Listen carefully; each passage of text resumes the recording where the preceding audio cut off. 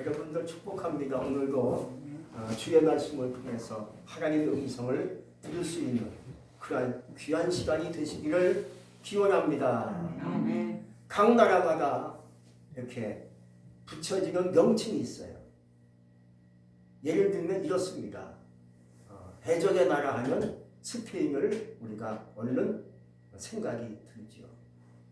그리고 대영제국 하면 해가 지지 않는 나라라고 얘기할 수가 있어요. 그리고 중동하면 사막의 나라지 라고 얘기합니다. 꽃의 나라 하면 네덜란드라고 얘기합니다. 대한민국 하면 동방의 작은 나라라고 얘기합니다.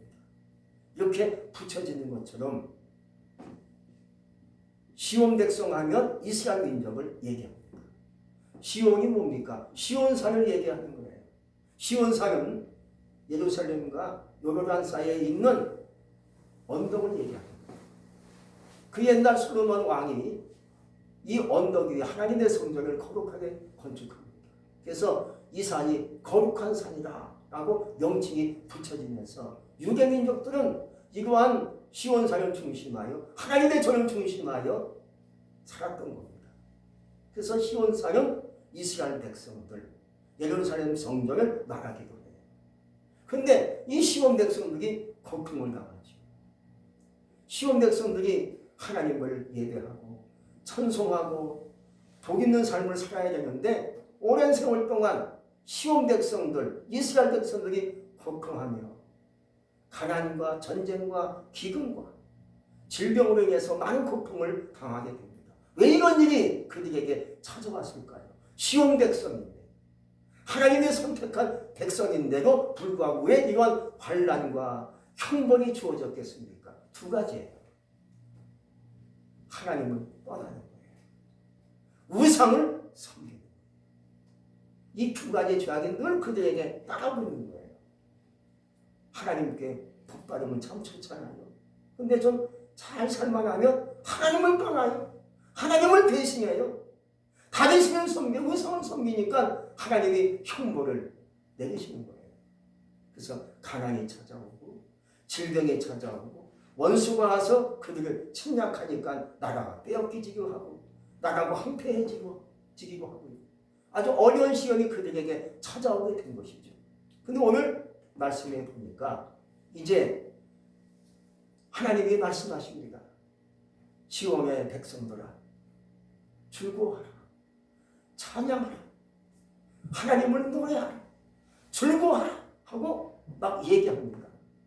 왜 이런 축복을 하나님이 주시는 걸까요? 바로 오늘 말씀에 보면 15절에서 네 가지의 언약을 주시기 때문에 시온의 백성들아 시온의 딸들아 즐거워하라 하고 얘기합니다.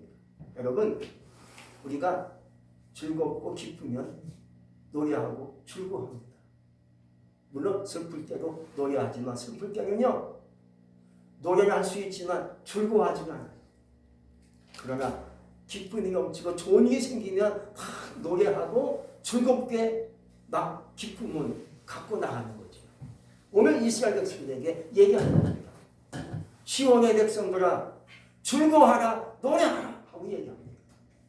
바로 그 이유를 15절에서 하나님은 네 가지의 말씀을 언약을 통해서 하시는 거예요.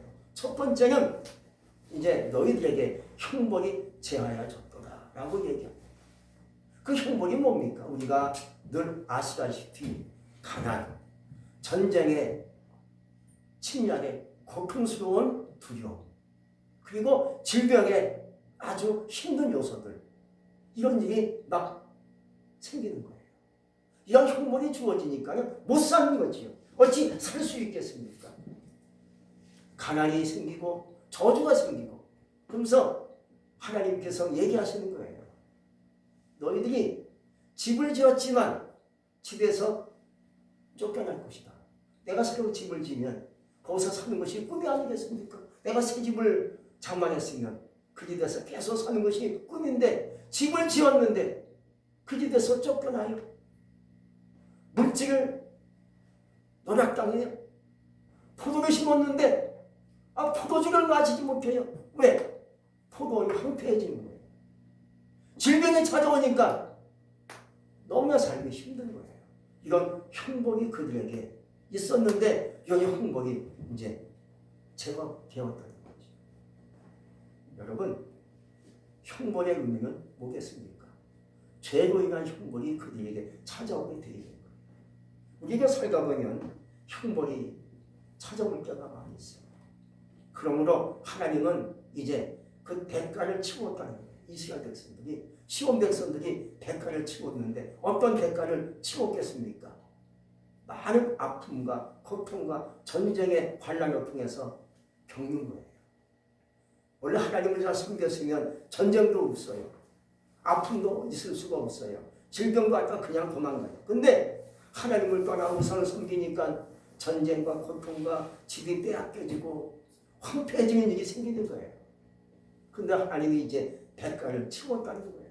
그런 아픔을 통해서 그들이 느끼게 했다는 거예요. 뭘 느끼는 겁니까? 아, 우리가 하나님을 떠난 영혼이었구나.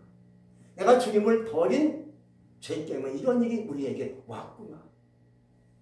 내가 우상을 섬겨서 가정에, 이 나라에, 이 민족에게 어마어마한 재앙이 왔었구나 하고 느끼게 되는 거예요. 그래서 어떠한 결심을 하게 되는 겁니까? 내가 이제 하나님을 잘 섬기리라. 하나님을 앞에 나가리라.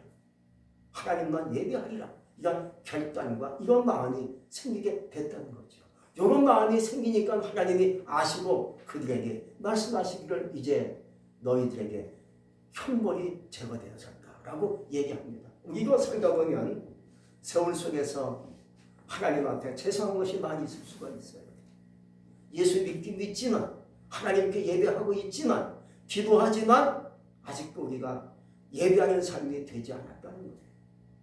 기도하고 있지만 기도하는 삶이 되지 않았다는 것. 이것이 하나님 앞에 이렇게 세월을 2년, 3년, 10년 하다 보니까 이런 일이 죄송하게 느껴지는 거예요. 감사하는 걸 알면서도 감사의 삶이 되지 않았다는 거예요. 전도해야지 하고 마음먹었지만 이웃을 친구를 전도하지 못했다는 거예요. 이걸 느끼니까 하나님께 죄송하고 이런 일이 생기고 하나님 앞에 정말로 진실되게 나가지 못하니까 어느 날 우리의 삶이 비웃긴 거였어요. 우리 삶에 어떤 고난이 찾아와요. 내 삶에 질병이 찾아오기도 했어요. 그래서 느끼는 겁니다. 내가 오래부터는 하나님을 새롭게 잘 섬기리라. 예배에 진정성을 가지고 하나님께 나갈 것이다. 내가 완전 기도하는 삶이 될 것이다. 감사하는데 아주 내 삶이 감사한 삶이 될 것이다 라고 결심을 하게 된다면 하나님께서 형벌을 다 제거시켜 주실 줄로 믿습니다. 2022년도 여러분에게 이런 가난과 고통과 슬픔과 질병과 이 모든 저주가 끊어지고 하나님의 복된 삶이 여러분에게 임할 수 있기를 주의 이름으로 축복합니다. 두 번째는요, 이제 원수를 쫓아내었다고 얘기합니다. 참 모든 것에 원수가 문제예요. 원수가 뭘 가리키는 겁니까? 바로 원수 마귀를 얘기하는 거예요. 모든 축복의 걸림돌은 마귀가 항상 그 속에 껴있어요. 형통의 걸림돌도 마귀가 그 속에 껴있어요. 은혜의 역사에도 항상 마귀가 껴있다 보니까 은혜를 받다가 은혜가 꺾여요. 축복이 오다가 축복이 그만 막히고 말아요. 이런 일이 원수의 문제가 거기 있는 거예요. 근데 이제 하나님께서 말씀하기를 원수를 내가 쫓아내었다라고 얘기합니다. 할렐루야. 원수가 쫓아날 수 있기를 주의 이름으로 축복합니다. 여러분, 내가 아무리 축복을 받아도 원수가 늘 개입하면요, 축복이 하루아침에 무너지고 말아요. 오늘날 나는 가끔 기업분이 무너지는 이유가 뭐겠습니까? 그 속에 원수가 있다는 거예요. 에덴 동산에 축복이 충만한 낙원이었습니다. 그런데 왜 아담과 하와가 무너졌습니까? 원수를 이기지 못해서 무너지고 만 거예요. 원수를 이겼더라면, 원수를 깨뜨렸다면, 뱀마귀를 부서뜨렸다면 그들이 축복이 넘쳤을 텐데 그 이기지 못하니까 결국은 죄짓고 범죄한 쫓겨나가고 고생한 인생으로 전락하게 된 것이지요. 구약에 본 욥이라는 사람이 나오지 않습니까? 욥이요, 어느 날 마귀가 와서 그 가정을 흔들어 놔요. 흔들어 보니까 완전히 다 망가지고 무너지고 깨지고 부서지고 말아요. 자녀를 다 죽죠. 부인은 도망치죠. 부인은 막창에 걸려서 질병에 처하게 돼서 죽을 병에 걸린 거예요. 근데 욥이가 거기서 무슨 결심하는 겁니까? 하나님을 끝까지 섬기리라, 믿고 하리라 하고 하나님을 신뢰하고 믿고 인내했습니다. 결국 원수를 이깁니다. 이기고 결국 나중에 42장에 보니까 다시 하나님 축복이 찾아오게 되는 것을 볼 수가 있었던 거예요. 여러분들 원수를 이길 수 있기 바랍니다. 원수를 깨트릴 수 있는 능력을 여러분들이 오늘 받을 수 있기를 주의 이름으로 축복합니다. 그래서 하나님이 이젠 원수를 쫓아내주신다고 얘기하고 있어요. 여기는 두 가지 신앙이 필요합니다. 하나님을 신뢰하고 인내하는 신앙이 필요한 거예요. 로마서 5장 4절에 말씀하고 있어요. 인내는 연단은 소망을 이루는 줄 알리로다 라고 이렇게 바울 선생이 우리에게 복음을 증거해주고 있어요. 여러분 조급하게 생각하지 않기 바랍니다. 급한 것이 문제예요. 의심하는 것이 문제예요. 하나님을 믿을 수 있기 바랍니다. 참고 인내할 수 있기 바랍니다. 원수가 쫓겨나가요. 참지 못한 원수가 계속 이야기 와서 우리를 놀려 조롱해요. 그러나 인내하면 결국 원수가 부서져게 깨져나가는 겁니다. 원수가 쫓겨나가게 돼 있어요. 그런 시간이 여러분들에게 오늘 임할 수 있기를 주의 이름으로 축복합니다. 또 세 번째는요, 여호와가 너희 중에 있다는 거예요. 이것은 바로 우리에게 믿음을 얘기하는 거예요. 하나님이 너희 가운데 계시지? 알았어요. 믿을게요. 믿음을 강조하는 거예요. 어떤 사람은 과연 하나님이 계신가? 언제 그런 생각이 드나요? 내가 어려움에 처하고 힘든 일이 나에게 찾아오고 슬픈 일이 닥치고 물질로 건강으로 내가 힘들어질 때 하나님 나와 함께 하시는 건가? 하나님 나를 떠난 것 같아? 하나님이 계시지 않은 것 같아? 라는 생각이 들 때가 있어요. 그러나 그렇지 않다는 거예요. 내가 힘들고 어려우면 더 나에게 오셔서 나를 붙잡아 주시는 그분이 전능하신 나의 하나님이 되세요. 하나님의 살아계심을 믿으시기 바라고요. 하나님이 내게 오셔서 나와 함께 하심을 믿으시기를 주의 이름으로 축복합니다. 어느 마을에 예수 안 믿는 불신자 아저씨가 있어요. 또 같은 마을에 예수 잘 믿는 어린아이가 있어요. 이 아이는 너무 예수 잘 믿어. 항상 주님을 생각하고 기도하고 늘 노래하는 것이 이 아이의 늘 일상생활의 신앙생활이었습니다. 근데 어느 날 이 아저씨와 아이가 만났어요. 마을에서. 그러자 이 아저씨가 너 참 잘 만났다. 너 예수 잘 믿는다는 얘기 들었어. 그래요. 너 예수님이 계신다는 거, 하나님이 계신다는 거 나에게 증거를 보여줘라.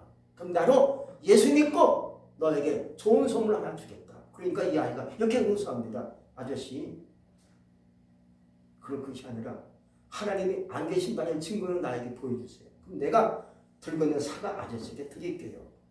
그러니까 아저씨가 아무 말도 못하더라는 겁니다. 여러분, 하나님이 안 계시는 거 증거가 있습니까? 증거를 찾을 수가 없겠지요. 하나님이 계신다는 거 증거는 너무나 많아요. 너무나 많아요. 하나님이 살아계신다는 거, 하나님 내 곁에 오셔서 나에게 역사하는 것을 여러분들이 오늘 믿으시기 바랍니다. 1880년대 사람인데 미국의 군인 출신 작가 월리스라는 사람이 있어요. 이 사람은 아주 완전 불신자예요. 아주 예수를 싫어해요. 하나님을 싫어해요. 기독교를 싫어해요. 이 사람이 오늘 마음먹어요. 내가 하나님이 없다는 것을 내가 찾아가지고 증거를 찾아가지고 온 세계에 내가 글을 써서 알리리라 하고 결심합니다. 이 사람의 마지막 소원이 하나님이 안 계신다는 것을 알려주고 캐내가지고 글로 써서 알려주는 것이 이 사람의 마지막 소원이야. 그래서 하나님이 없다는 증거를 찾기 위해서요 다니는 겁니다. 유럽으로 건너가서 증거를 다 수집해와요. 하나님이 없다는 증거를 다 찾아가지고 다 자료를 수집해서 와요. 마지막에 성경을 읽어요. 왜 읽겠습니까? 왜 성경을 읽겠어요? 그 사람이 왜 읽어요? 왜 읽어요? 대답 좀 해보세요. 왜 읽겠어요? 이제 마지막 성경이 이제 중요한 거니까 거기서 하나님 없다는 것을 찾아내기 위해서, 골라내기 위해서, 끄집어내려고 거기서 뭔가 잘못된 것을 끄집어내려고 성경을 읽기 시작하는 겁니다. 근데 성경 말씀은 반 이상 읽어갔는데요, 놀라운 일이 생겼어요. 거기서 이 사람이 말씀을 읽다가 깨져요. 본인이 부서져요. 그 하나님께 무릎 꿇고 하나님께 통곡하며 회개해요. 내가 잘못했습니다. 하나님이 살아계시는군요. 하나님이 계시는군요. 하나님이 역사하는 걸 내가 믿습니다. 거기서 지가 하나님께 고백합니다. 그러면서 그가 쓴 작품이 뭔지 아십니까? 배너라는 작품을 써요.